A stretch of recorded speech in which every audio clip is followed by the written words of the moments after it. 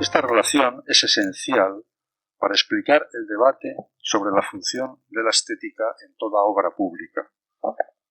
Cuando hablamos de la belleza de los puentes, viaductos o grandes trazados viarios en el territorio, es en el proyecto donde función y forma tomará carta de naturaleza y hará que la consideremos como propia del pensamiento proyectual, alejándola de la arbitraria artisticidad, palabrita. El término proyecto se ajusta más a la realidad que el término diseño. Estoy tirando contra mi propio palo. Sometido a abuso y a desgaste continuo. La propuesta que voy a hacer ahora, en este caso, es iniciar un cambio progresivo del uso del término diseño, usando más el término proyecto, ya que se ajusta mejor a la realidad. Quizá algún día esta sede sea la central de proyectos. Quiero agradecer muy especialmente la presencia en esta mesa de hoy a todos nuestros ilustres participantes y darles la bienvenida al espacio de DIMAD, que es su casa. Y especialmente al equipo de FECOR, que está liderando una nueva manera de abrirse a la sociedad para mostrar de la mejor manera posible el importante trabajo de los ingenieros. A José Romo y a Javier Fernández, mi reconocimiento y felicitación por liderar este cambio. Tiene la palabra, en primer lugar, José Romo. Sí, muchas gracias, Roberto. Muchas gracias a DIMAD por acogernos en este acto. Hoy queremos seguir hablando de puentes y para ello les voy a presentar al grupo de ponentes de auténtico lujo que tenemos esta tarde con nosotros para hablar de este tema que nos apasiona. Tenemos a Villito Rubido, que no necesita presentación, pero permitan recordarles que es licenciado en Ciencias de la Información, ha sido profesor en la Universidad Rey Juan Carlos y en la Universidad San Pablo CEU, tiene una larga carrera como periodista y ha sido, entre otros cargos, director de Antena 3 TV Galicia, director de La Voz de Galicia y director de ABC durante los últimos 10 años. Muchas gracias, Villito, que sé que estáis muy ocupados por acompañarnos para hablar de puentes. Sigue en la mesa Javier León González, que es doctor ingeniero de Caminos, Canales y Puertos por la Universidad Politécnica de Madrid. Es profesor titular de la escuela, en la cual pues él realiza una labor extraordinaria de enseñanza precisamente sobre el trabajo de los ingenieros en estructuras existentes. Es coordinador de un grupo de trabajo que lleva a cabo la Asociación Técnica Española de la Carretera sobre precisamente el valor patrimonial de los puentes, que está a punto de publicarse. Es un experto nacional, digamos, es el experto nacional realmente en el tema y tenemos la suerte de que está también con nosotros en la oficina como director técnico. Muchas gracias, Javier. El siguiente ponente es Juan Miguel Hernández León, doctor arquitecto, ha sido catedrático de la mérito, ¿no? de composición de la Escuela de Arquitectura de la CHAN de Madrid, es analista, ha escrito varios libros sobre arquitectura y urbanismo y firmó como coautor junto con Álvaro Siza el proyecto de reforma del eje Prado-Recoletos. Y es actualmente, desde el año 95, si no me fallan los números, presidente del Círculo de Bellas Artes. Muchísimas gracias, Juan Miguel, por estar aquí con nosotros. Al final de la mesa tenemos a María Dolores Ortiz, Lola, que es ingeniera de caminos por la Universidad Politécnica de Madrid. Es la decana de la demarcación del Colegio de Ingenieros de Caminos, Canales y Puertos y también es directora general de Planificación e Infraestructuras y de Movilidad del Ayuntamiento de Madrid. Lola siempre está volcada en esto que estamos haciendo hoy, que es tender puentes entre la ingeniería y la sociedad. Muchas gracias, Lola, por estar aquí con nosotros. Pues vamos a entrar un poco en materia, si os parece, y quería hacer una primera reflexión sobre el puente, ¿no? El puente quizás es el único o uno de los pocos objetos creados por el ser humano en el cual confluyen en un momento dado de la historia y para una sociedad, la ingeniería, la estética, el gusto, la economía, la organización social y también la política. El puente ha sido a lo largo de la historia un elemento indispensable para el desarrollo de la civilización. El avance de la técnica de los puentes, tanto los aspectos teóricos como los conceptuales y los métodos de construcción, han marcado el ritmo de los intercambios y vínculos humanos y, por tanto, del progreso. En el puente se combina además técnica y expresión formal. La forma o la plástica de estas obras, su materialidad, tiene por su envergadura, por su tamaño, una influencia notable en el entorno en el que se construyen. Por lo tanto, es evidente que los puentes tienen un valor social indudable y también cultural. Y lo primero que quería preguntar a la mesa es cuál es vuestra visión sobre estos valores, el valor social y el cultural de los puentes. Si queréis empezamos por Vieito. Bueno, buenas tardes a todos. En primer lugar, si me permiten, una cuestión previa que quería explicarles. ¿Cuál es la verdadera razón por la que me encuentro aquí? Porque ya saben que ustedes se pueden imaginar que lo que yo sé de puentes es perfectamente descriptible. Podría hablarles de los puentes, sin duda alguna, en la pregunta que nos acaba de plantear Pepe Romo, José Romo. Pero la verdadera razón por la que yo estoy aquí es que yo fui el compañero de pupitre del curso de COU de José Romo.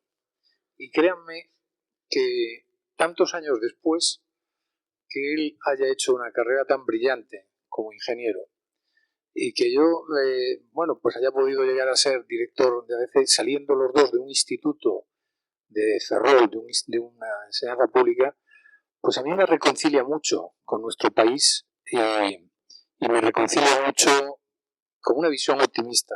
Esto ha ido bajando, no sé si me escuchan. Pero en todo caso, nos quedan muchos puentes por tender todavía en la vida y José Romo y yo estoy convencido que tendremos un gran puente. Pero permítanme que no lo cuente todavía. Lo contaré dentro de unos años. Pero en todo caso esa es la verdadera razón.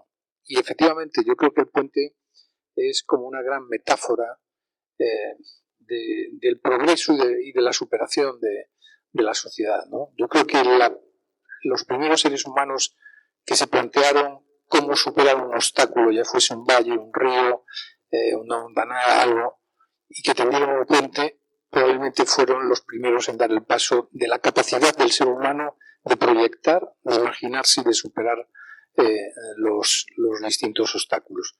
En el año 2008 tuve la oportunidad de viajar a la selva amazónica de Perú, a una misión de unas religiosas españolas que tenían la misión al otro lado del río y tenían 14 hectáreas allí donde educaban y formaban a 500 niñas aguarunas, y cuando tuve la oportunidad siempre cruzaban en lo que ellas llamaban un teque-teque, porque hacía el motor teque-teque-teque, una balsita, ¿no?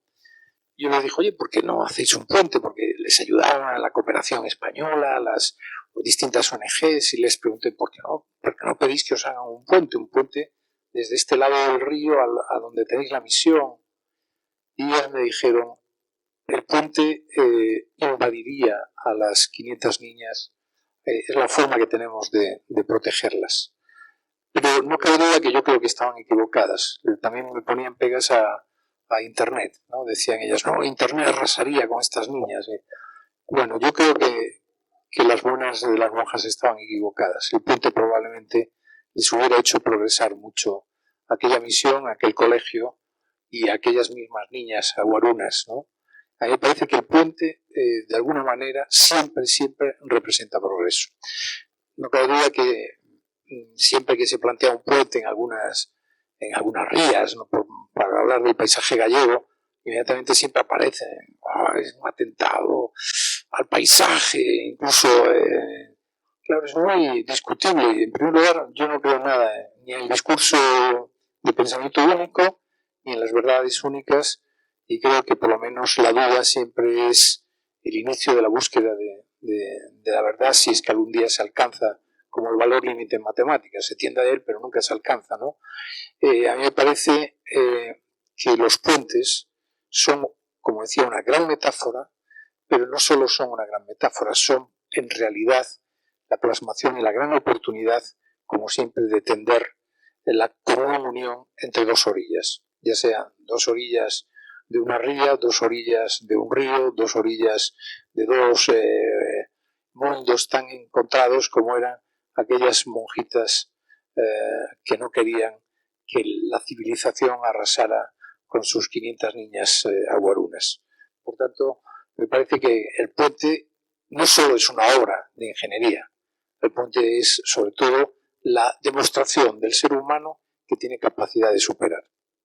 Yo creo que una medida de lo que representa un puente está en el diseño que los del Banco Central Europeo propusieron para los billetes de euro.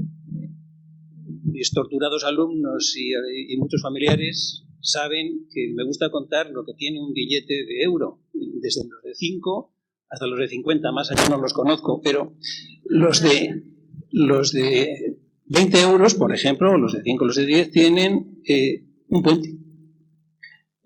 Aquellos diseñadores del billete de euro eran muy conscientes del símbolo del puente. Si había que construir una Europa unida, había que partir de su historia. Su historia está cuajada de ejemplos de vías que se cruzan y los puentes son el elemento que permite salvar fundamentalmente los obstáculos. Los billetes de euro parten de los de 5 hasta los de valor desconocido para mí, con una progresión cronológica de los puentes, desde los puentes romanos hasta los puentes medievales, más bien románicos, estos más bien del siglo XIII-XIV, góticos, y siguen por los renacentistas, etcétera, etcétera.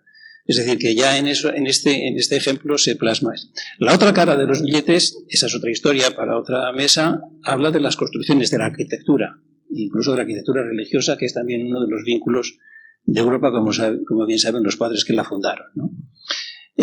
Una forma también de saber cuál es el valor de los puentes, como enseñan los que enseñan lógica, es imaginar por un momento, también vale para las matemáticas, para la reducción al absurdo, imaginar que de repente se carece de los puentes, que en un instante, en un tristras con un accidente o simplemente por la desidia que permite que se abandonen, pues los puentes fallan.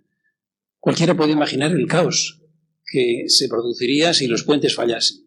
La sociedad no está muy acostumbrada a darle ese valor porque, por fortuna, tiene puentes en Europa y en el mundo civilizado. En otros países no es el caso y quizás los aprecien más que nosotros con las connotaciones que acaba de explicar Vieito.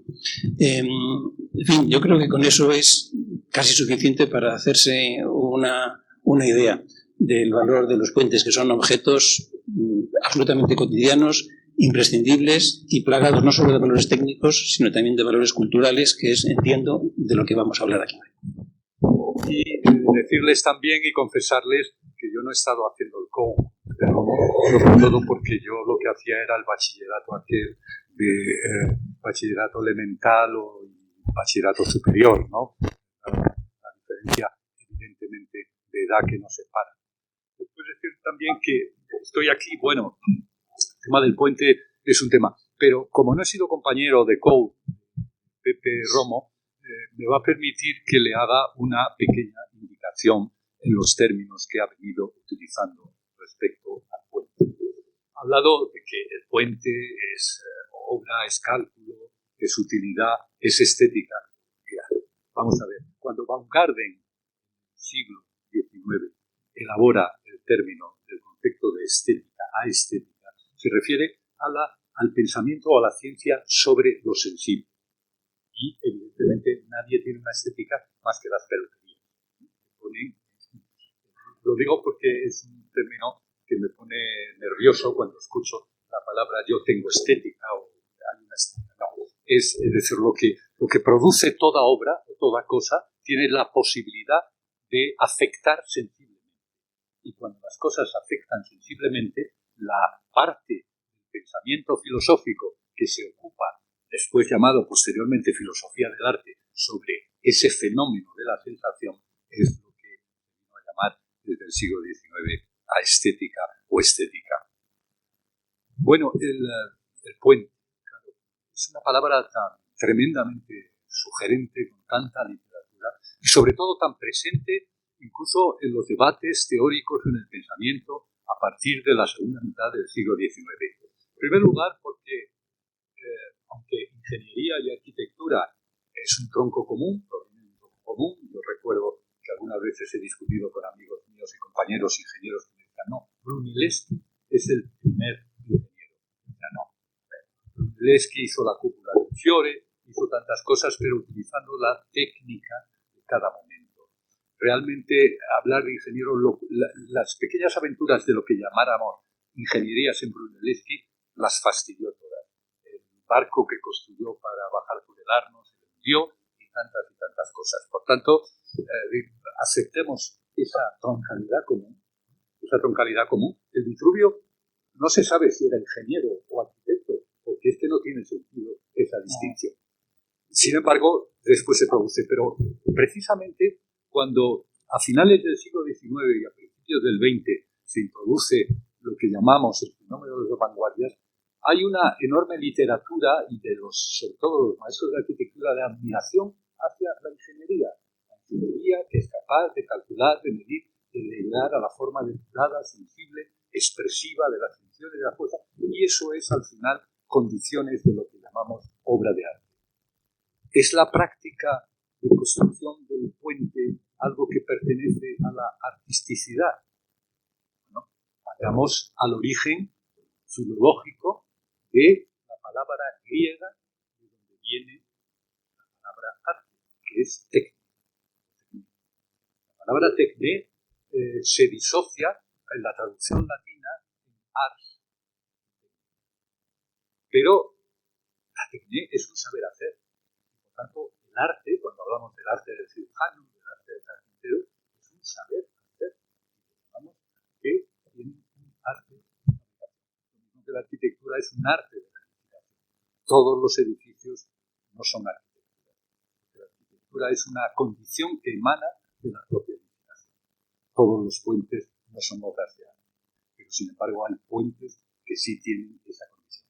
Pero no solo, y voy terminando, porque es un riesgo en estas cosas, porque puedo pasarme dando una conferencia, pero no, voy a hacer corto. Solo quiero hacer una referencia importante a esa condición, digamos, especular y que tensiona el pensamiento, la propia idea de puente. Se ha presentado una metáfora muy hermosa de ese puente que iba a alterar, posiblemente para bien, pero iba a alterar esa condición. Y me voy a referir incluso a pensadores, como es el caso de Martin Heidegger, que en su escrito conferencia Construir, Habitar, Pensar, Bauen, Wohnen, Denken, en esa conferencia utiliza el ejemplo del puente. Pero no hay que confundirse, porque he discutido mucho con algunos, porque en el fondo lo que está hablando Heidegger allí es una cuestión, como siempre, del ser. Pero es verdad que utiliza la metáfora del puente. Y me parece completamente importante las cosas que dice. Dice, en un río, en las orillas hay muchos lugares, pero cuando se construye un puente, entonces deshace ser lugares. Pero dice incluso una cosa más importante, que es la que yo siempre discuto, donde está la comparación o la analogía entre esa condición de obra de ingeniería, de artisticidad, por tanto, y que es al mismo tiempo que tiene una dimensión ontológica, que dice literalmente en un párrafo de la conferencia, Brücke ist eine Ort. El puente es un lugar.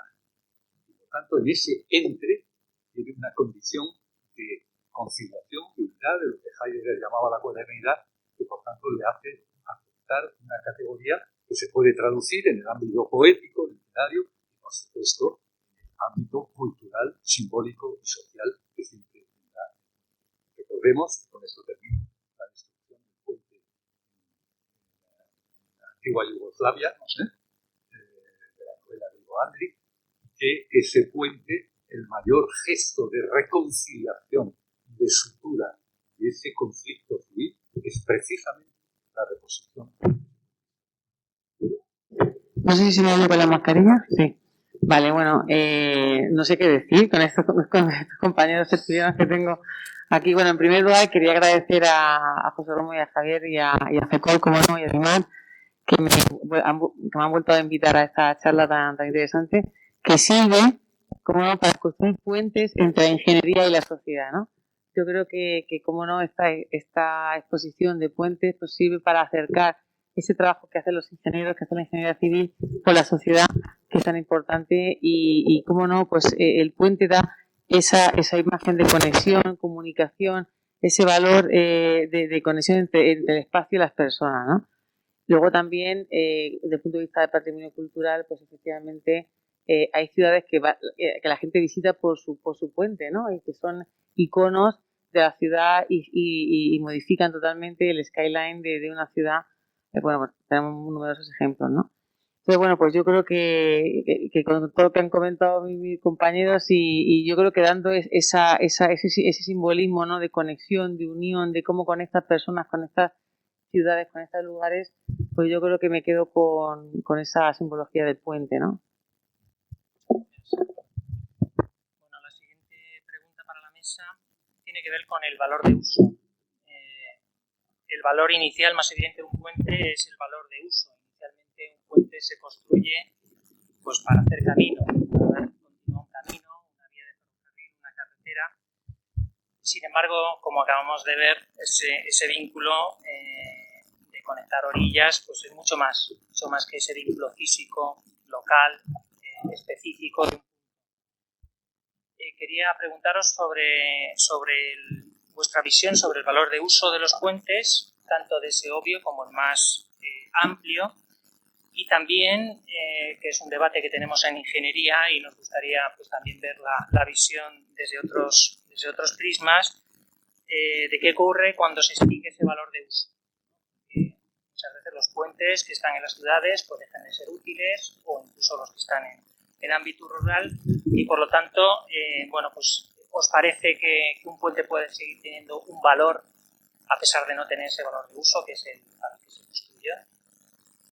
En España tenemos una tendencia a la queja y a la protesta que no entronca precisamente con la parte más noble del aspecto crítico del ser humano.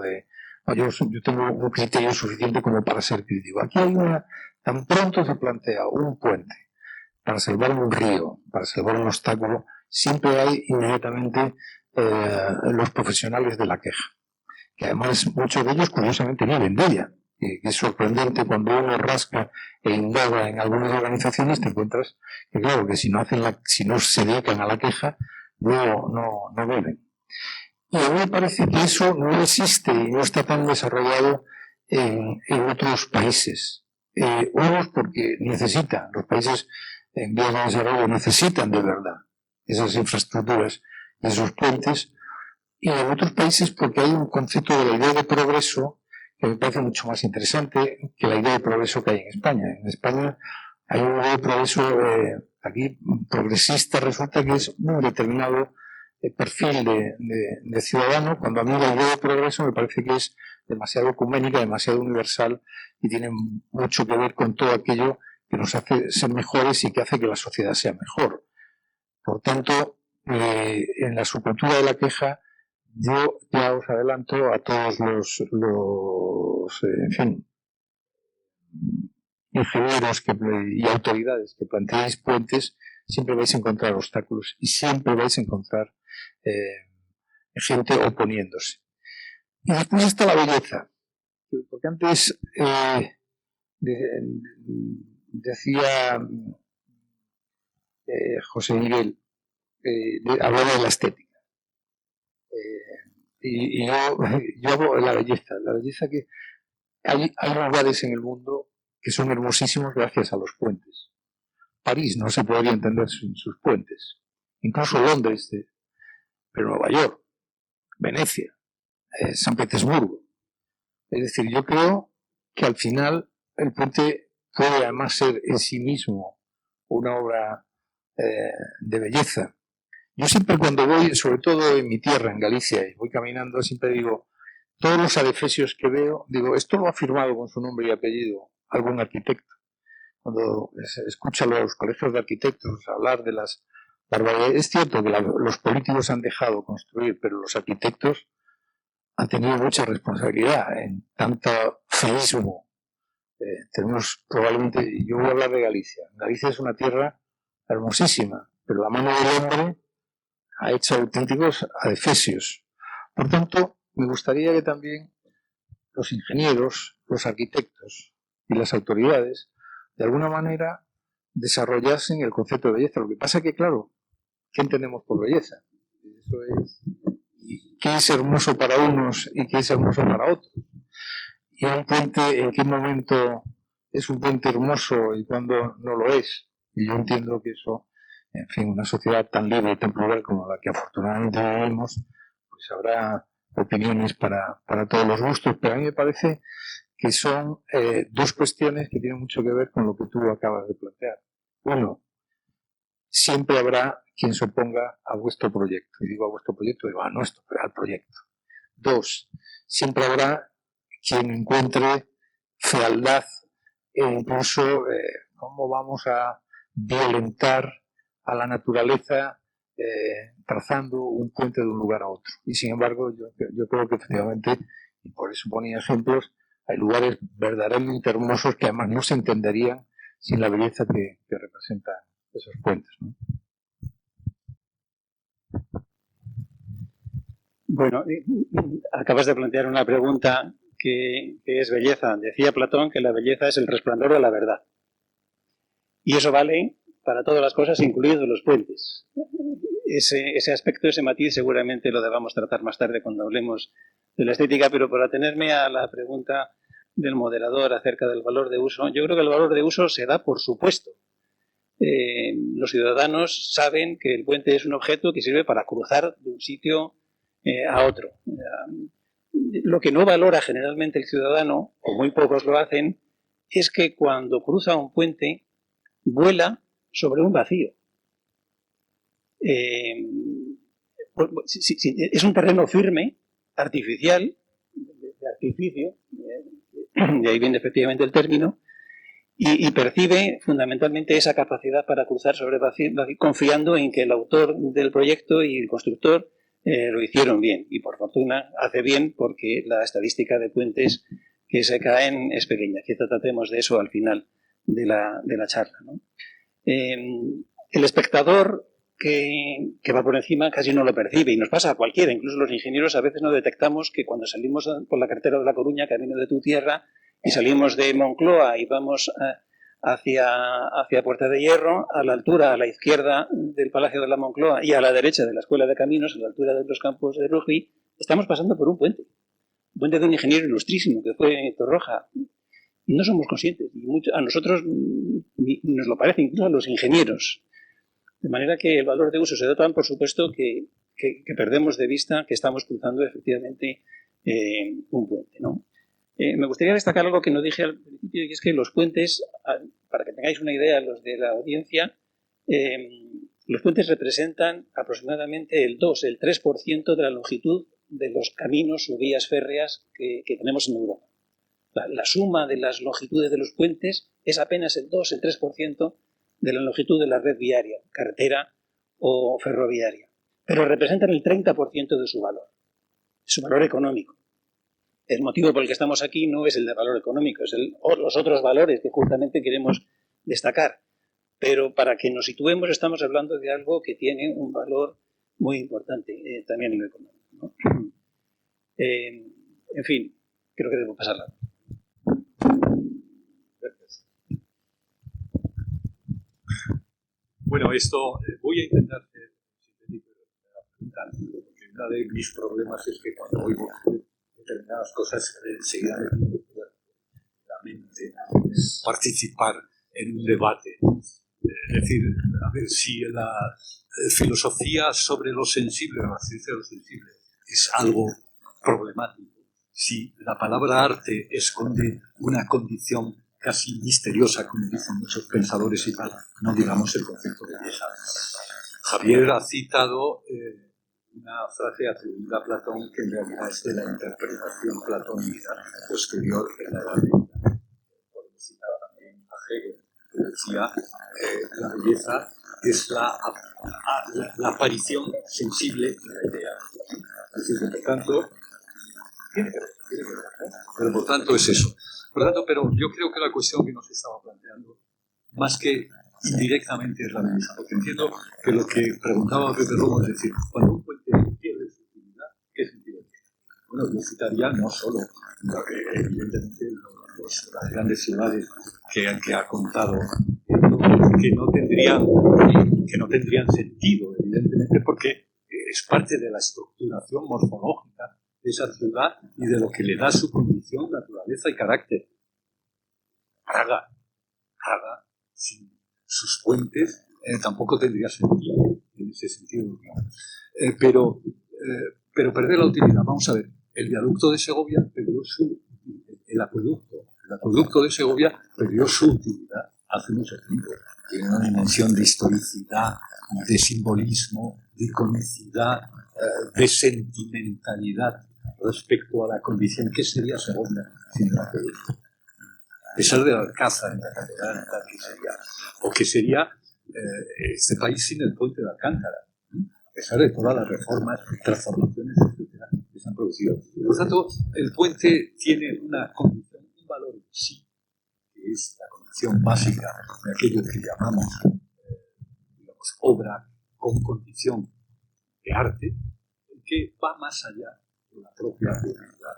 Porque es verdad que los puentes se modifican por problemas, sobre todo de flujos y velocidades. El puente aparece cuando aparece la técnica del arco. Sin arco sería difícil que tableros sobre soporte hubiera condicionado en las técnicas de aparejos de piedra, etcétera, y hubiera conseguido realizar puentes.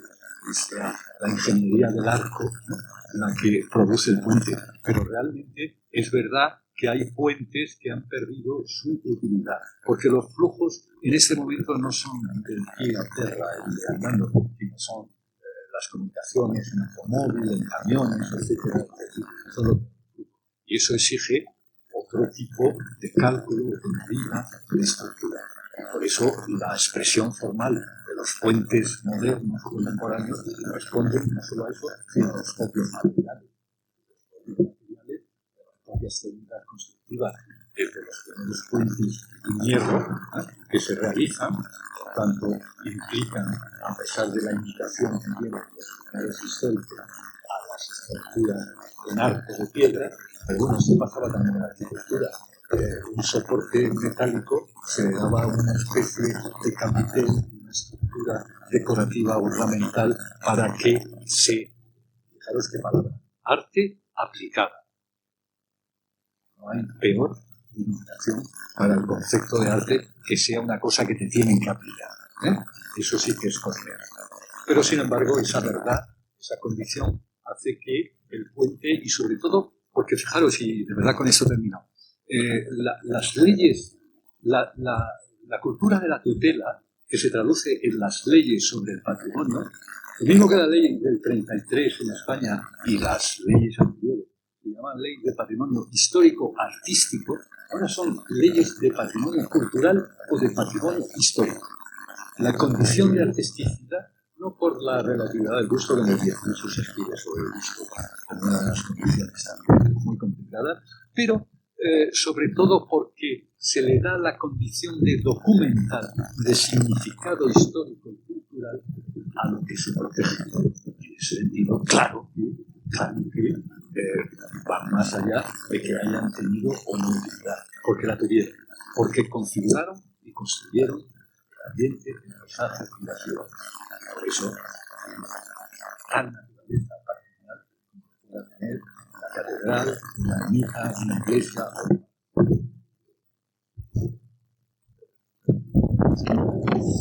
Sí, bueno, pues nada, totalmente de acuerdo con los compañeros y sin duda los puentes se hacen con una utilidad de esa conexión, esa conectividad, pero sin duda muchos, por el paso del tiempo, por cómo fueron construidos, por cómo fueron diseñados, pues pierden ese uso, pero sin duda una gran mayoría pues tienen esa belleza estética, esa belleza, ese patrimonio histórico que hacen que se tengan que mantener, con lo cual, vamos, yo creo que tienen un valor más allá de ese uso para que se diseñaron en su día, ¿no? Muchas gracias. Bueno, ha salido el tema del impacto positivo o negativo en el paisaje valor también plástico de los puentes y ha salido también la conservación de alguna forma, ¿no? Y hacer la pregunta, cuando hablamos de la conservación que acaba de salir el acueducto de Segovia, pues tiene que ver ese valor artístico como, digamos, como base para la conservación, porque quizás ese sea el argumento, ¿no? O digamos el devenir histórico, ¿no? Que conservamos, aquello que nos parece que tiene un cierto valor artístico, cultural. Entonces, lo primero es preguntaros sobre el valor plástico, aunque ya habéis hablado sobre ello, y me interesa especialmente el tema de la implantación en el paisaje. Un puente en un lugar de una gran belleza natural es una mácula en el paisaje. ¿Cómo veis este punto? Yo creo que ya os habéis pronunciado algo sobre el tema, pero me gustaría incidir sobre el tema porque es un tema crítico cuando proyectamos el tema del valor paisajístico, ¿no? El antes y el después y esa discusión que está en todos los proyectos. Sí. ¿Quieres comentar? Bueno, sí termino. A ver, un puente tiene una dimensión paisajística completamente diferente, lo cual no quiere decir que siempre mejore el paisaje o que sirva para acentuar los valores paisajísticos. Puede destruirlo. Es lo que llamamos arquitectura, que la modificación puede destruir la armonía y la concepción de una ciudad o de un paisaje. Por tanto, hay que tener en cuenta eso. Por simplificarlo totalmente. Es importante para el paisaje. Configura el paisaje. Genera el concepto del lugar, estructura las visiones, pero al mismo tiempo, como decía un viejo profesor que yo tuve en la escuela de arquitectura, que era Ibiza, que decía: la única razón que hay para tirar un edificio es hacer uno mejor. El problema es que de eso no hay garantías. Muchas gracias. Javier, ¿quieres decir algo sobre el tema? Bueno, a mí me parece que el puente genera paisaje y lo embellece. Y pasa con muchos puentes, incluso los pequeños, lo que, salvando ciertas distancias, sucede con la Torre Eiffel, que fue un adefesio considerado así y que contribuyó a que fuese el símbolo de una ciudad y hasta casi de un país, ¿no? Los puentes, por supuesto, que no son una mácula en el paisaje. Pueden llegar a serlo si son feos, si no son armoniosos con su entorno. La definición de esa armonía no es tan fácil, pero yo creo que ahí está la clave de la cuestión. Quizás sea más mácula en el paisaje la carretera, la herida que se abre con desmontes y terraplenes que el propio puente, que genera un volumen, una textura, una majestuosidad que realza la propia carretera y que, como he dicho antes, contribuye a generar el paisaje. También crea lugar, efectivamente, se ha dicho antes, ¿no? Destacar una cuestión que seguramente conoce la audiencia, ¿no? Mostar es la ciudad de la antigua Yugoslavia donde estaba ese puente tan simbólico cuya voladura coincide prácticamente con el comienzo de las guerras balcánicas y cuya reconstrucción viene a cerrar, al menos simbólicamente, esa herida. Pero es que Mostar es puente en esos idiomas. Igual que Alcántara es otra redundancia, porque Alcántara es el puente en árabe. Y cuántos toponímicos, en Galicia hay un montón, lo sabe muy bien Eva Bauder, aquí presente, autora de una tesis sobre la metáfora de los puentes, que está lleno de Pontevedra, Pontedeume, fuera de Galicia, Cambridge, en Inglaterra, o Saarbrücken en Alemania, en fin. Junto a los puentes, en el entorno de los puentes, se ha generado el paisaje que va más allá del propio puente y que llega a ser una ciudad y una sociedad que se asienta en torno a ese puente. Paisaje urbano. A mí me parece, quizás eso se ha destacado poco, a mí me parece que uno de los síntomas de que una civilización empieza a serlo es que aparece el puente como un elemento permanente de unión que da soporte a un camino entre poblaciones estables. Se ha dicho que el paso de la prehistoria a la historia es el documento escrito. Yo creo que una expresión de ese lenguaje escrito es el propio puente. Hasta ese punto me parece que el puente tiene valor en ese paisaje. Un matiz con respecto, un matiz técnico entre nosotros. El arco quizá no sea la primera expresión formal de un puente. Quizá lo sea un tronco de madera que por accidente cayó y sirvió para que pasaran de un lado a otro y por tanto es un dintel. Ahí lo dejamos. Entonces la pregunta es, ¿consideráis de alguna forma que se ha perdido esa visión ética de la ingeniería? Que estaba muy presente en el 19. Sí. Sí. Hola. A ver, ¿me escucháis? No. Bien. Bueno, yo creo que yo mantengo siempre la teoría de los hijos del hambre, ¿no? El ser humano en realidad fue hijo del hambre hasta hace 50 años o 60 años. Es decir, que casi los primeros objetivos que tenía el ser humano por la mañana era resolver el problema del hambre suyo y de su entorno. Los españoles, de alguna forma, cambiándoles, pero como el mismo esquema, tenemos un hambre especial de infraestructuras. El ciudadano medio sí tiene una ansia y una necesidad de que existan infraestructuras. Probablemente porque por cómo fue el siglo XX en España, que tuvo una guerra civil, una posguerra complicada, un desarrollo que no empieza a ser desarrollo hasta final de los 50, y entonces en cualquier pueblo de España había como una ansia y se celebraba muchísimo la construcción de un puente, de una carretera, de cualquier infraestructura.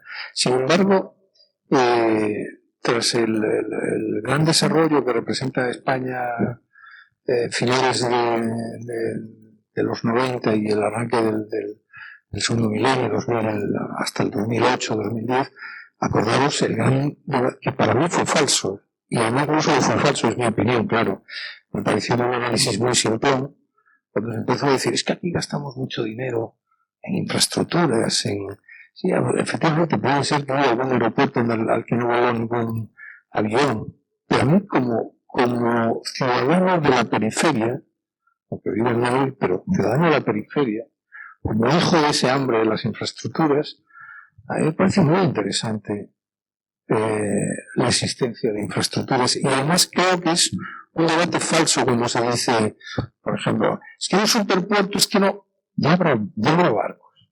Y en los años 60 había 2.000 millones de habitantes en el planeta. En este momento es más de 7.200 millones.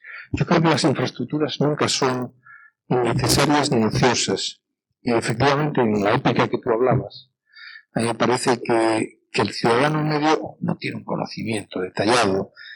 Hay esa pasión del jubilado por ver la obra histórica, ¿no? De estar allí viendo cómo se echa el cemento, pero sí tiene mucho que ver con algo atávico del ciudadano español de valorar mucho la obra pública.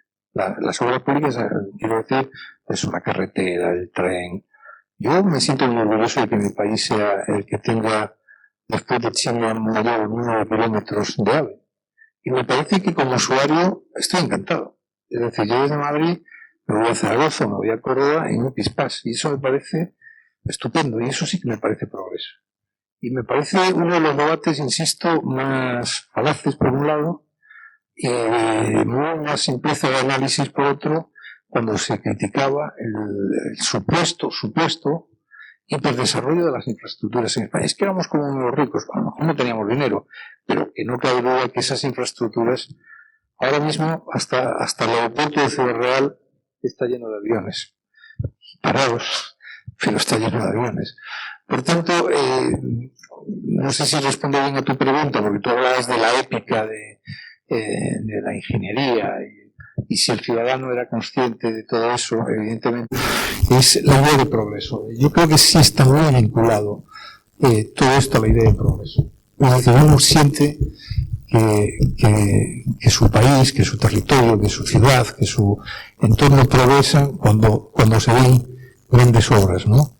Y a mí me parece que eso hay que seguir en ello. Yo no creo que además, como ocurre siempre, todo es un proyecto inacabado, ¿no? Hay que nada se termina, ya está, esta ciudad ya se terminó, ya se cerró, ya no hay más puentes, ya no hay más carreteras que abrir, no hay más vías que trazar. Yo sí creo mucho en eso y creo que todo lo que hagamos en ese terreno, sobre todo porque de alguna manera somos buenos antepasados. Yo creo que si hay algo que aspirar en este mundo es a ser un buen antepasado, es decir, dejarle un país con buenas infraestructuras a las próximas generaciones no me parece una tarea poco noble, sino todo lo contrario. Me ha gustado eso de ser buen antepasado, ahora que se acerca el momento en el que ya casi lo somos. Yo creo que sí hay épica. Lo que pasa es que está un poco diluida, porque la sociedad tecnológica en la que vivimos está deslumbrada por tantas otras cosas, ¿no? En la cibernética, en la medicina, en tantas cosas.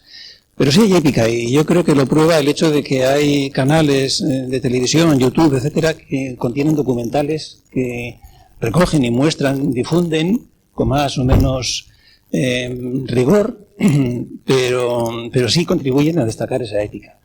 Es posible que los ingenieros seamos los primeros responsables de que la sociedad en general no perciba esa ética de mejor manera, probablemente. Sí lo hacen los arquitectos, lo hacéis muchísimo mejor. En ese sentido, tiene su épica. La construcción de los puentes, además, se diferencia mucho de la construcción de los edificios. De hecho, Daniel Crespo, aquí presente, lo sabe muy bien, es el comisario de la exposición Sueño e Ingenio que tiene lugar en la Biblioteca Nacional, donde se destaca justamente esa épica vinculada al progreso de una sociedad desde el Renacimiento hasta la Ilustración. Eso sí que es épica, también ya lo creo, porque contribuyó a vertebrar un país, España, muy atrasado con respecto a sus vecinos, y hay en ese contexto una descripción de la llamada arquitectura hidráulica, que es el arte de construir en el agua. Y en ese gran capítulo están los puentes, porque a diferencia de las catedrales o los edificios que rara vez, salvo Venecia, están rodeados de agua, los puentes se construyen luchando contra un enemigo feroz, implacable, que es el río, el agua o un estuario. Y en esas condiciones es muy difícil no sustraerse a la épica de cómo combatir con ingenio, con valentía, con arrojo, la necesidad de construir, ¿no? El puente de Alcántara tiene, si lo conocéis, tiene un templete en la margen izquierda con una frase lapidaria asombrosa. Dice, estoy haciendo una versión española, castellanizada, remando quizá el ascua en nuestra sardina, ¿no? Dice, este puente lo hizo Cayo Julio Lácer, con un arte particular, un arte por el cual la materia se vence a sí misma. Esa afirmación tan poética contiene, desde mi punto de vista, la explicitación de que la épica de salvar un vacío con elementos más pequeños en tamaño que los del propio vano que se pretende salvar representa un reto formidable. Y eso vale para todos los puentes de todos los tiempos y de todos los tamaños. El de Alcántara yo creo que ejemplifica otras cosas, ¿no? Permite identificar que cuando el espectador compara, puestos a hablar de la épica, un edificio, por ejemplo una catedral, y un gran puente también antiguo, no es consciente, en el caso de Alcántara, de que en sus 6 vanos hay 2 de ellos que rondan los 30 metros. Ese ancho es el de la Catedral de León, por ejemplo. Y que debajo de la clave de uno de los vanos grandes, hasta el fondo del río hay 48 metros. Cabe dentro la Catedral de Palma de Mallorca, que es la más alta de España. Pero el espectador no lo percibe. No lo percibe porque se mira en escorzo. No hay un mirador, al menos hasta ahora, que permita calibrar la importancia de esa magnitud, de la épica que hubo que desplegar para construir con piedras que pesaban 10, 12 toneladas, de las novelas de aquellos arcos sobre cimbras tremendas, ¿no? Claro que hay épica. Lo que pasa es que yo creo que los ingenieros tenemos que hacer un esfuerzo para difundirlo, por ejemplo, a través de los medios de comunicación. ¿Por qué no? Todo eso, ¿no?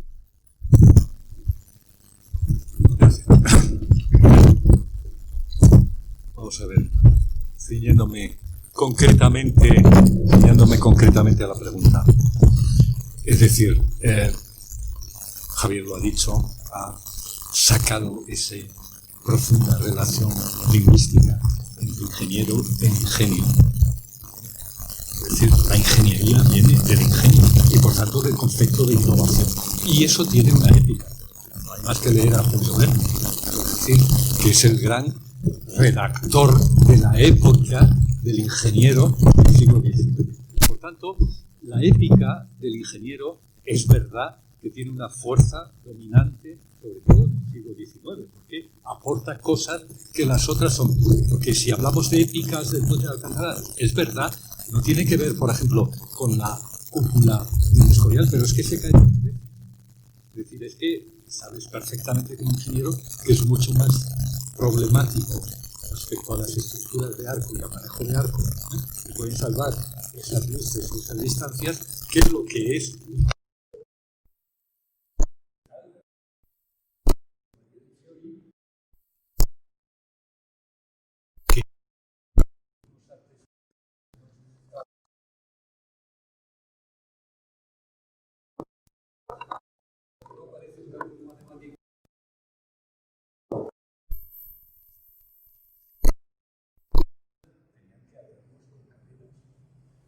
Quiero decir, hay también una ética más pequeñita, de menos escala, pero tenía su ética. Porque incluso escribían a los expertos arquitectos romanos o no sé qué. Oiga, ¿realmente se puede hacer con este diámetro? ¿Usted cree que había ensayos, que había tal? Y sobre todo había el ensayo de Rolf, que es uno de los problemas de la ciencia y de la ingeniería, básicamente. Lo que aquí sí quiero decir que por qué no existe esa épica de la literatura, de la poesía, de la ingeniería, incluso del propio pensamiento respecto a la ética decimonónica del ingeniero, cuando se crea la ingeniería tal como la conocemos contemporáneamente. Porque mirar hasta la catenaria invertida, como sustentación de los vanos grandes, tiene una expresión exterior.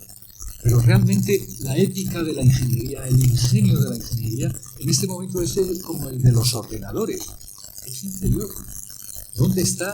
¿Dónde se percibe formalmente la ética de un postesado?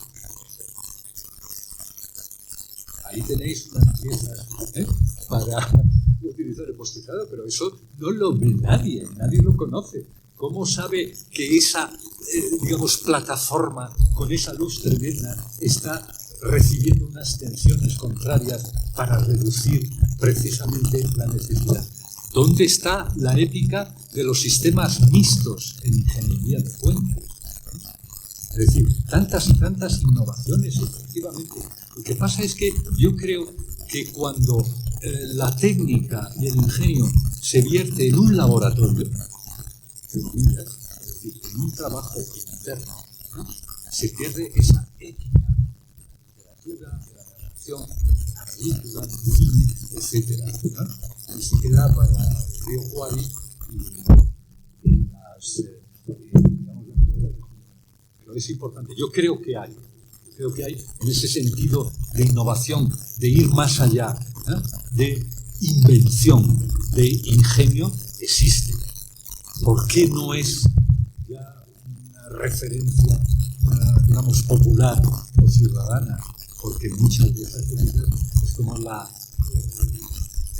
que descubra la vacuna del coronavirus, pues conocemos las farmacéuticas y lo que cuesta vacunarnos, pero no va a pasar como Madame Curie o no sé quién o Fleming a la historia con toda seguridad, porque es una ética interna que no se traduce en la expresión formal con toda seguridad.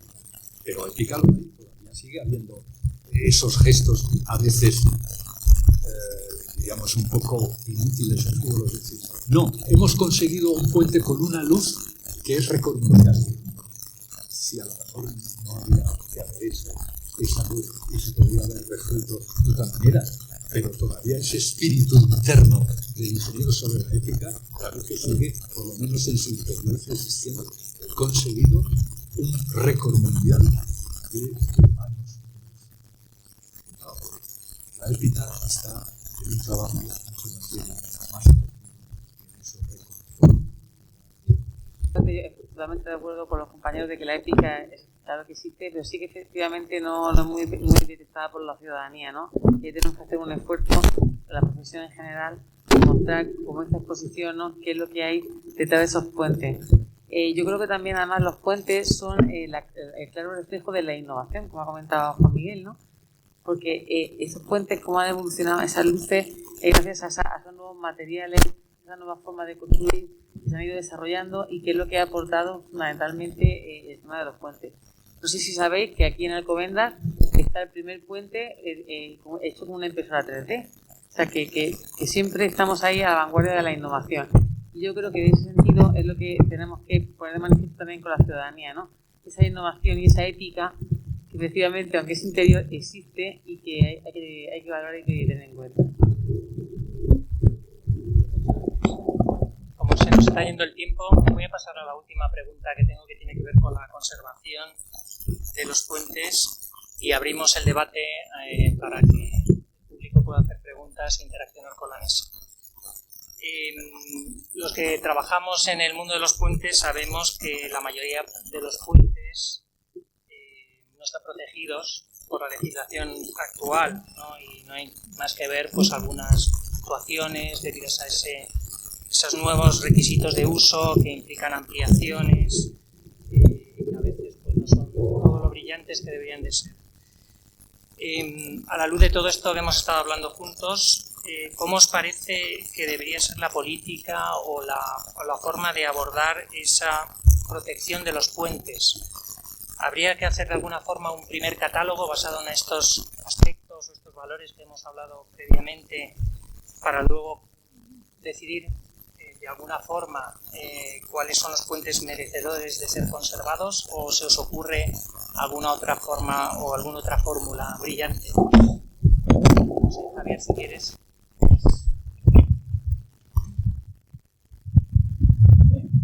Los puentes hay que conservarlos, todos. Pues no, les hay que no merecen ser conservados porque quedan obsoletos y no representan o apenas representan algo en la historia o en el progreso o en la cultura, ¿no? Pasa también con los edificios, no hay que proteger todos los edificios. La cuestión difícil de resolver es con qué criterios hay que actuar para considerar que un puente o un edificio, hablamos de puentes, debe ser conservado.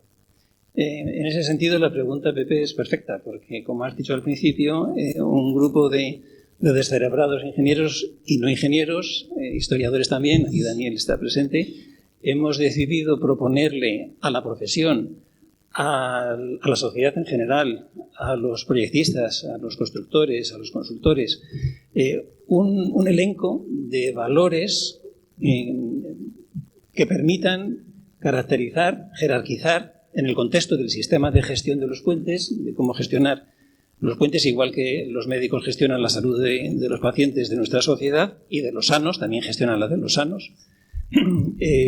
¿Cómo digo caracterizar, cómo establecer una relación que permita identificar estos valores? Algunos de esos valores están presentes en las preguntas que nos has formulado, la mayor parte, y no voy a aburrir la audiencia con esa relación de valores. Pero como somos ingenieros, hasta nos hemos atrevido a proponer un algoritmo que convierte en nota numérica, el valor de los puentes, para que esa administración sea capaz de establecer un orden, como las notas en el colegio.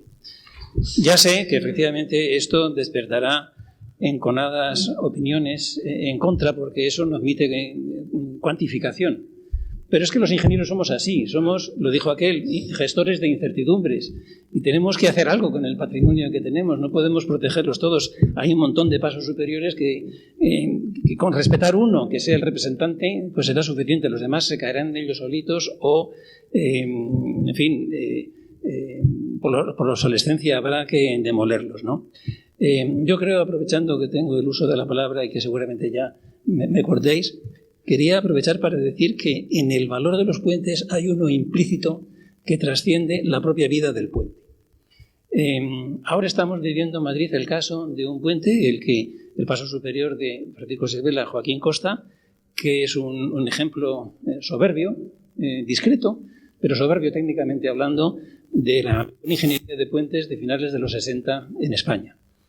Después de un diagnóstico que no ha sido fácil, el ayuntamiento ha tomado la decisión de demolerlo y ciertamente no tenía arreglo. ¿Cuál es la vida que le cabe a ese puente y qué hay que hacer con él? Pues hay que convertirlo en un ejemplo que permita, a través de una autopsia, entender qué le pasó y proyectar las enseñanzas que nos brinda para que otros puentes no corran la misma suerte. Y yo creo que todavía hay un camino por hacer en ese sentido que tiene que ver con la profesión. Yo incluiría, además de los valores que, como digo, están en ese grupo de trabajo, esta experiencia reciente me permite proponerle a la profesión, Lola, que el colegio arbitre algunos procedimientos para que no solamente se salven algunos puentes porque tengan un valor patrimonial, sino que, no en todos los casos, por supuesto, en un número reducido de ellos, en los que verdaderamente merezca la pena plantear unas actuaciones que los médicos llaman autopsia, que ha servido para aprender y proyectar esas enseñanzas a toda la sociedad, a toda la profesión. Y creo que eso le da a los puentes una vida posterior a su propia existencia, que es la memoria histórica, entendida aquí en el mejor sentido técnico del término. Sí, no tengo más remedio. Tengo más remedio porque como director general de Bellas Artes, participante de la Ley de Patrimonio Histórico Español del año 87 y además con un libro que se llama Autenticidad y Monumento del mito de Lázaro de Pigmalión, aprovecho como umbral para hacer también publicidad, aunque tiene ya unos años el libro, pero la que repaso y analizo todos los temas y además incluso habiendo hecho informes para el Ayuntamiento de Madrid en su momento, especificando los valores. Mirad, es mejor la autopsia que el algoritmo.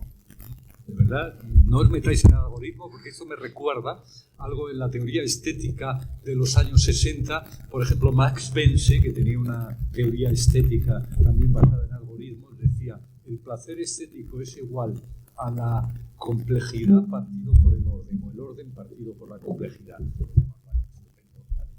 Sí, pero esto, es decir, la matesis, la medida, hay momentos en que pierde significado los algoritmos. Vale, en todo caso, para puntuar los exámenes de los alumnos, pero desde luego para dar la posibilidad de objetivar la condición patrimonial de una obra de ingeniería o de arquitectura difícil.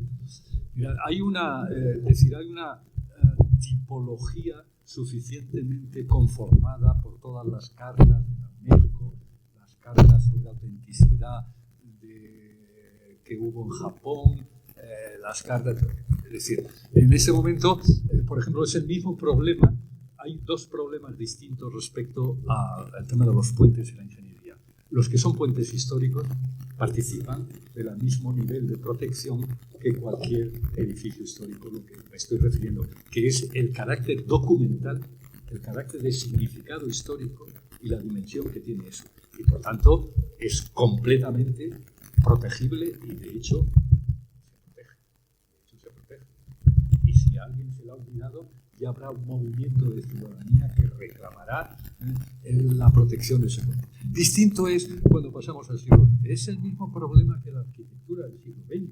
Es decir, ¿qué criterio? Y sobre esto hemos trabajado muchos estudiosos, investigadores y tal. ¿Cuáles son los criterios para la arquitectura del XX? Porque a nadie se le va a ocurrir tirar el Palacio Real o, bueno, la Catedral de la Almudena. A mí no me importaría que se tirara, ¿no? Pero bueno, tampoco es tan histórica, ¿no? Pero sin embargo, la arquitectura del 20 ha llevado incluso a una Carta de Madrid sobre el tema de la protección de la arquitectura del 20 en ese sentido. Mirad, lo fundamental, para mí hay dos cuestiones que son fundamentales. El primer concepto es el de historicidad, la dimensión histórica. Y hay un esquema que ya la sociología alemana del 19 explicaba, por ejemplo, en los temas de historiografía, que es el principio del falseamiento. Tú dices, estoy escribiendo un ensayo histórico sobre un periodo. ¿Este acontecimiento o este hecho lo tengo que poner o no lo tengo que poner? Si tú lo quitas, dices, sigue el relato igual. no era necesario. Si cuando quitas ese acontecimiento el relato ya no se entiende o se pierde, entonces es necesario colocarlo. Y en la propia evolución de la ingeniería, de la técnica, de su historia, de tal no sé qué, habrá puentes, habrá elementos de ingeniería que, como el patrimonio industrial, habrá que conservarlos y protegerlos. En cuanto tienes años es muy fácil, porque la mayoría de las adendas de todas las leyes patrimoniales regionales dice todo aquello que tenga más de 100 años no se toca, o en principio está protegido. Por tanto, estamos hablando del actual. Y el otro aspecto, que es un aspecto que a veces no se ha entendido bien, pero que yo defiendo fundamentalmente, es el concepto de significado cultural.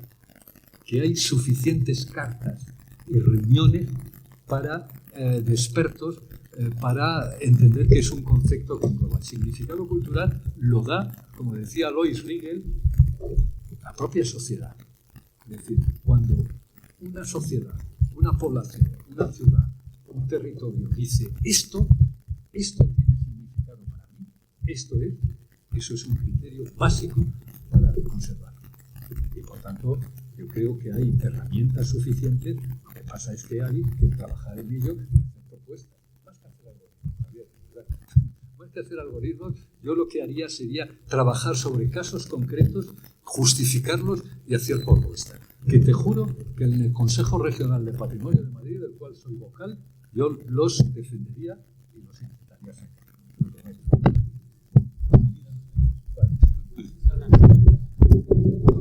La Comunidad de Madrid ha publicado una especie de catálogo de puentes y adultos de la comunidad, también yo creo que es muy interesante, temas históricos.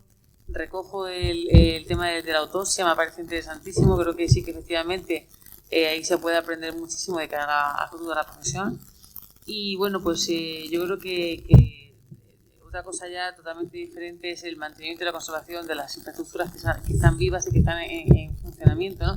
En uso, y que gracias a ello pues se ha detectado el problema que hemos tenido en el puente Francisco Sibila Joaquín Costa, porque es fundamental que esa conservación y mantenimiento de las infraestructuras pues se lleve a cabo por parte de las administraciones públicas, ¿no? Porque si no, pues apagámonos, ¿no? O sea, pero vamos, creo que sí, que el tema de la autopsia y ese aprendizaje de por qué ha fallado esa estructura sí que desde luego es muy interesante, y de cara al futuro, a la innovación y al futuro de la cuestión de puentes es un ejemplo y bueno, una lección que tenemos que aprender todos, ¿no?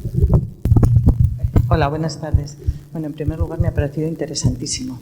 Tendría también algunos comentarios acerca de la utilidad de un puente, que hace que la belleza quede casi sometida, ¿no? Y que viene, realmente el puente es tan útil que cuando entras en él, todo en ello es belleza, utilidad, comunicación, apertura de mente y la sensación inmediatamente de vinculación con el mundo que te facilita las relaciones, ¿no?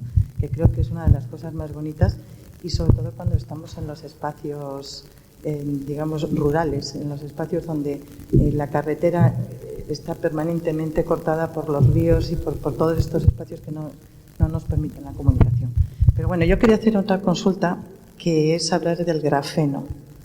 Si estáis ya empezando a trabajar con él, si está tan avanzado como para poder trabajar con el grafeno como material para el diseño de los puentes.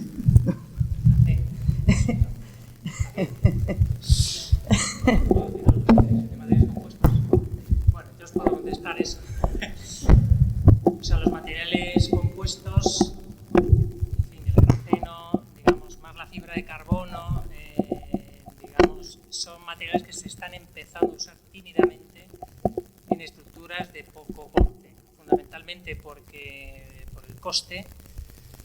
Y digamos que solamente se justifican en aquellos casos en los que por algún motivo hay que ahorrar peso y no son competitivos los materiales tradicionales. O sea, el hormigón y el acero realmente están disponibles en cualquier punto del planeta y tienen un precio muy competitivo. Entonces los materiales modernos, los materiales compuestos con fibras de carbono, fibra de vidrio, se están empezando a utilizar. Hay una pasarela aquí sobre el Manzanares hecha con fibra de carbono, que es un primer experimento que hizo el Ayuntamiento de Madrid, y realmente se están utilizando más en temas experimentales o cuando hay algún motivo adicional, por ejemplo, sobre una línea férrea o zonas de, digamos, conducciones de alta tensión que no se puede poner acero, el hormigón tampoco viene bien y se puede emplear este tipo de materiales. Entonces, se están empezando a utilizar no de forma masiva, pero sí también es cierto que en algunos componentes, ¿no? El pretensado que ha salido hace un rato,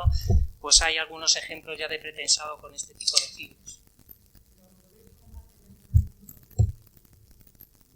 Para ciertos casos específicos, porque los materiales que tenemos ahora mismo son imbatibles en precio y en disposición y en características mecánicas. Solamente para temas muy especiales pueden tener cabida, pero no como material general, ¿no?, de construcción. No sé, Javier, si te entiendo.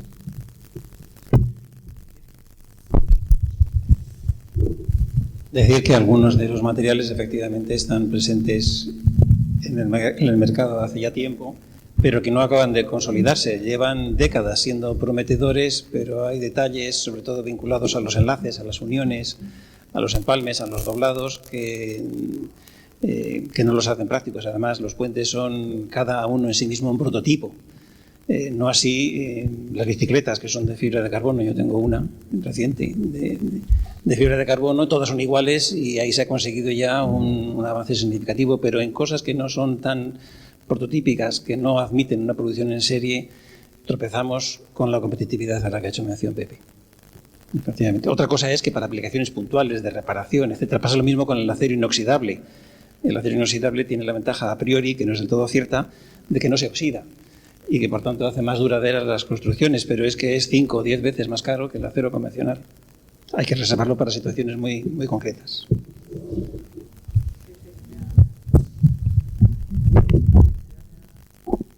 ¿Más preguntas?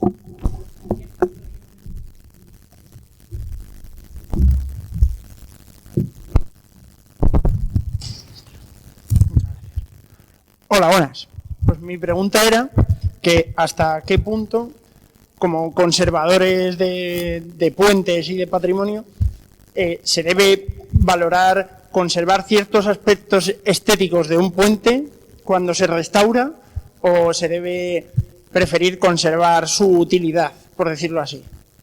O sea, por ejemplo, bueno,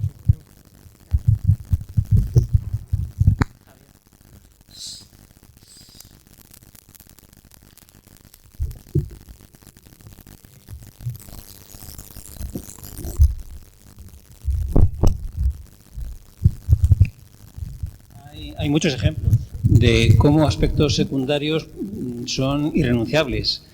El puente de Avenida, que es fronterizo entre Irún y Hendaya, se ha abierto el viernes de esta semana pasada, no, del anterior, y una de sus señas de identidad era la barandilla.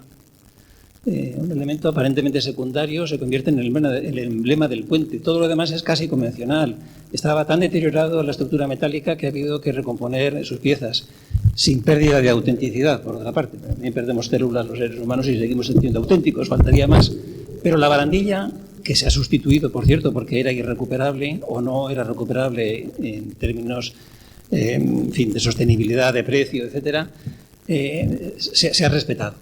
Igual que otros emblemas y adornos que recuerdan su pasado histórico, eso ha habido que respetarlo y así tiene que seguir siendo. Quizá en los puentes no se han seguido los principios de restauración que se han seguido para otras obras del patrimonio construido, es verdad. Y en ese sentido los ingenieros colectivamente hemos tenido una gran responsabilidad. Creo que desde hace unos años, quizá 20, las cosas han empezado a cambiar y ahora los responsables de la administración, los proyectistas, los constructores y por supuesto los alumnos tenemos una visión más comprometida con los valores que encierran. De algunos de ellos no somos conscientes, pero los respetamos mejor. Sí, a ver, los criterios para mí son exactamente idénticos a la intervención en un edificio, en un monumento, en un tema patrimonial. Es decir, porque al final el problema es la condición de autenticidad que hay que respetar. Cuestión también etérea, porque fijaros, y con esto termino para dejar a Martín una pregunta, una respuesta. Según el mito griego de Teseo, cuando mata al Minotauro un laberinto y vuelve y funda Atenas, deja en Atenas el barco de Teseo. Entonces el barco se va deteriorando con el tiempo porque hay pistones de madera y se van sustituyendo las maderas conservando la forma del barco. Bueno, hay un gran debate en los filósofos presocráticos sobre el concepto de autenticidad basado en el tema de ese mito del barco de Teseo. Porque decía, en el momento en que toda la madera es la materia se ha sustituido, aunque quede la apariencia y la forma, ¿es este el barco de Teseo o ya no es el barco de Teseo? No se pusieron de acuerdo.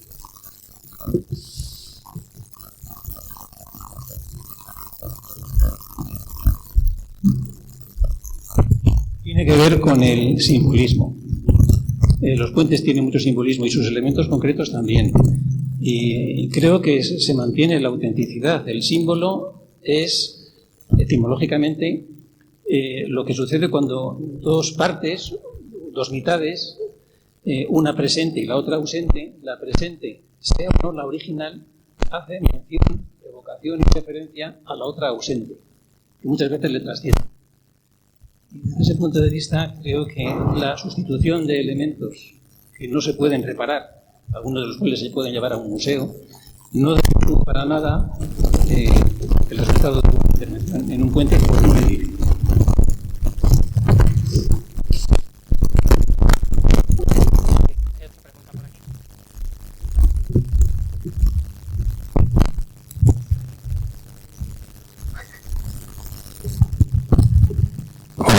Sí, gracias. Yo quería abundar un poco más en esta última pregunta y en lo que acabáis de comentar, en el sentido de que si he seguido un poco el hilo que acaban de hilar, valga la redundancia, cuando un puente es un puente significado, se ha hablado aquí del puente de Mostar, por ejemplo, ¿no? Pienso, por ejemplo, también en el puente de Colonia, el Hohenzollern, que fue destruido en la Segunda Guerra Mundial y que en el año 48 se volvió a construir replicando la solución previa. ¿Ustedes defenderían que cuando un puente señalado se destruye o es demolido por el motivo que fuere, habría que replicar la solución previa? Sí, o sea, esto tiene que ver, hace poco se ha abierto un debate parecido con la Catedral de Notre Dame, por ejemplo. No, sí, me afecta directamente, sobre todo, porque he trabajado sobre el pabellón de la República en Barcelona, que fue realizado según el proyecto de José Luis Ser para París, lo he reconstruido yo. Por lo tanto, con grave dudas y problemas.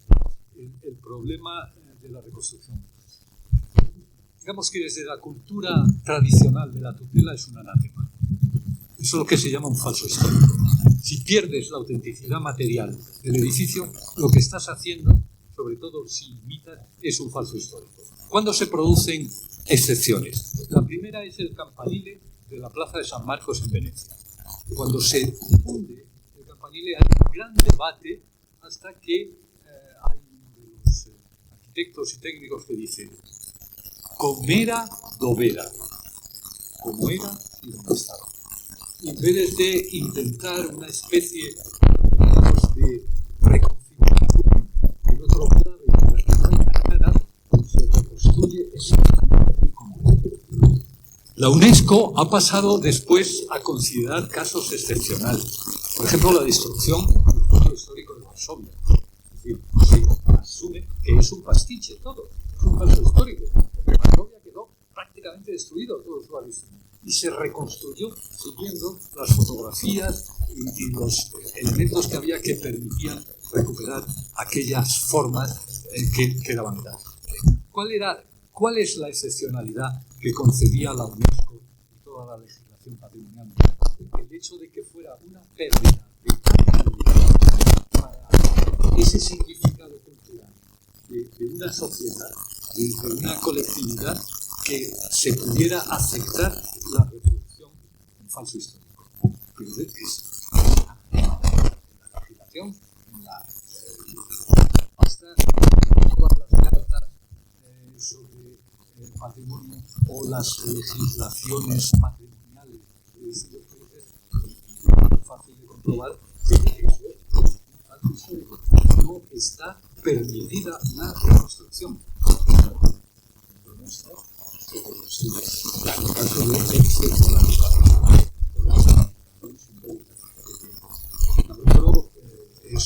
Es siempre una cuestión que estará en debate. Normalmente la técnica de la restauración desde Boito para acá y desde los Quatremer de Quincy es los elementos ausentes hay que restituirlos, recomponerlos para que dé una imagen de unidad recuperada, pero cuando tú te aproximas seas capaz de saber exactamente lo que era incorporación o añadido de lo que es la parte material original. Esa es la cuestión. Y ese debate está aquí.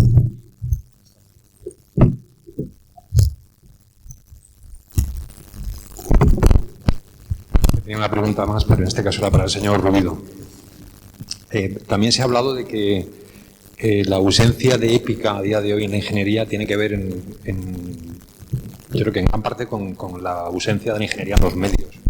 En ese sentido, yo creo que a veces es una excepción, porque sí que, sea por el motivo que sea, seguramente por la revelación que ha hecho en relación con su relación con Pepe Romo, pues ha habido noticias de ingeniería recientemente en ABC.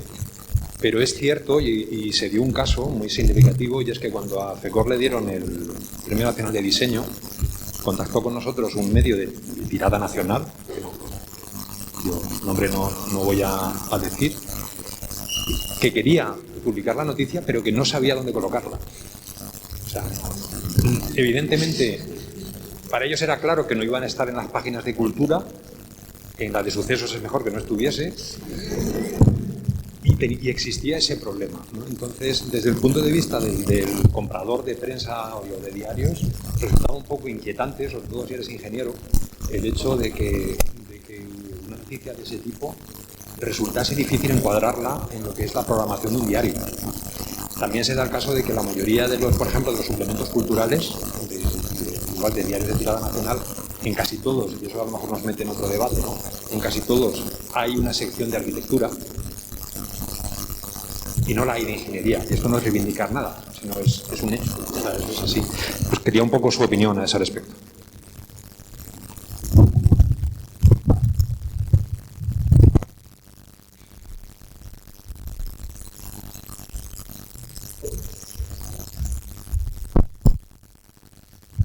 Pues tiene usted mucha razón, porque cuando venía para aquí, me marché allí en la redacción, dije, oye, cubrir la mesa redonda y mandar un fotógrafo, y empezaron, ¿y esto dónde lo ponemos? En sociedad. Hombre, en sociedad no. La redactora jefa de sociedad dijo, no, esto no es de sociedad. Y en cultura. Y bueno, en cultura es donde lo hemos estado colocando. Esta exposición en ABC ocupó una página, y yo creo que algún premio que llevó y efectivamente finalmente lo pusimos en cultura. Por ello creo que tiene más que ver con cultura que con otra cosa, entendiendo la cultura en el sentido precisamente romano de cultivo, de cómo la sociedad progresa, ¿no? de la cultura de un país. Pero es cierto, es decir, lo que pasa es que tiene mucho que ver. ¿Por qué no le interesa esto? ¿Por qué no lo veréis en los medios de comunicación?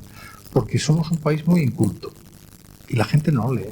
En primer lugar, ya no se leen periódicos, pero ya dentro de lo poco que se leen, no leen este tipo de contenidos. Por ejemplo, yo estoy de acuerdo contigo, sí, en los suplementos culturales siempre hay una doble página sobre arquitectura. Comentario general, menudo coñazo, esto doble de arquitectos y tal. Y además no quiero que te enfades, Juan Miguel, porque no... Sobre todo porque me habéis tenido de colaborador. Pero quiero decir que no nosotros, es decir, los lectores estamos... al final, los medios de comunicación son no me quiero extender mucho, porque los medios de comunicación son el reflejo de la sociedad en la que se desarrollan. Entonces este es un país muy inculto. Giscard d'Estaing escribió un magnífico ensayo a principios de los 70, que se titulaba La televisión como arma democratizadora. Y la idea central de su ensayo era: qué gran herramienta es la televisión, porque va a permitirle a un señor de Burdeos, a un señor de Lyon, a un señor de tal, asistir a una ópera de Verdi o a una obra de teatro de Molière. Decía él, pues ya sabéis dónde está Verdi y Molière en la televisión, no son los que están en Sálvame, vamos. Entonces, ¿qué quiero decir con esto? Es la sociedad. Si la sociedad demandase ese tipo de contenidos, ten la completa seguridad que los están teniendo. Y ahora con Internet además lo sabes perfectamente, ¿no? O sea, así como antes intuías lo que le podía interesar a la gente, pero aún así tú tomabas la decisión de poner, de insertar contenidos que pudieran ser interesantes aunque el lector no los demandase. Ahora mismo con Internet hay una dictadura que es la dictadura del clic, y entonces claro, lo estás viendo en tiempo real y dices, anda, esto no le interesa nada, esto, fíjate, esto lo están leyendo 3.000 personas. Desgraciadamente estos contenidos la gente no los lee, y eso es el... Por tanto, yo creo que sí, quizás hay que desarrollar, hablamos de la épica, ¿no? A ver si conseguimos desarrollar la épica de las grandes obras y de la ingeniería entre la ciudadanía. ¿Alguna otra pregunta?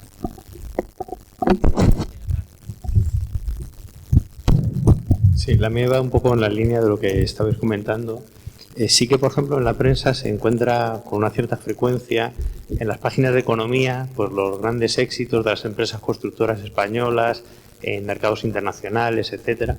Pero muchos de esos proyectos que desarrollan esas empresas constructoras españolas está la ingeniería española detrás, y muchas de esas grandes obras que se hacen por el mundo en todos los aspectos de ingeniería hay detrás empresas de ingeniería españolas, diseñadores que están haciendo esos proyectos. Sin embargo, es muy difícil en esas páginas encontrar algún nombre de alguna empresa que no sea constructora. Te parece como si esas grandes obras que se hacen por el mundo las hacen esas constructoras, pero la ingeniería que hay detrás, que en muchos casos es española y que está haciendo obras pues de récord del mundo, de obras muy singulares, no se suele citar a las ingenierías. Y eso es algo que quizá también sea un problema nuestro, que no hemos sabido abrirnos a la sociedad y transmitir, igual que las constructoras sí que saben transmitir ese mensaje a las páginas de economía de los periódicos, y eso luego influye en sus cotizaciones en bolsa, esa difusión y ese valor, pues nosotros no hemos sabido dar.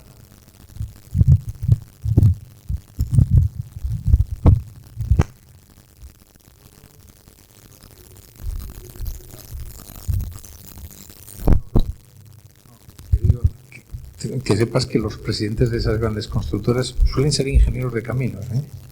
Lo digo para que se lo reproches a ellos. No te falta razón en lo que estás diciendo, pero la reivindicación del ingeniero, es decir, a Villarmir, a Florentino y a unos cuantos más, que son todos colegas vuestros, por otro lado. Bueno, no sé si hay alguna otra pregunta. Bueno, yo creo que ya es tarde. Pues agradecer a este plantel de ponentes. Realmente yo creo que hemos tenido una visión poliédrica de lo que son los puentes desde muchas facetas distintas, todas muy interesantes. Agradecer además a Roberto la posibilidad de hacer este acto aquí. La verdad es que, como hemos dicho ya otras veces, estamos deseando tender esos puentes entre ingeniería y sociedad, y este tipo de actos sirven para ello. Y un acto subversivo, yo creo que sí. Y agradecerles a todos ustedes la presencia, especialmente en estos tiempos difíciles, porque como ha dicho antes Juan Miguel, pues realmente es una gran satisfacción tenerles aquí y haber podido disfrutar este rato con ustedes hablando de puentes. Muchas gracias.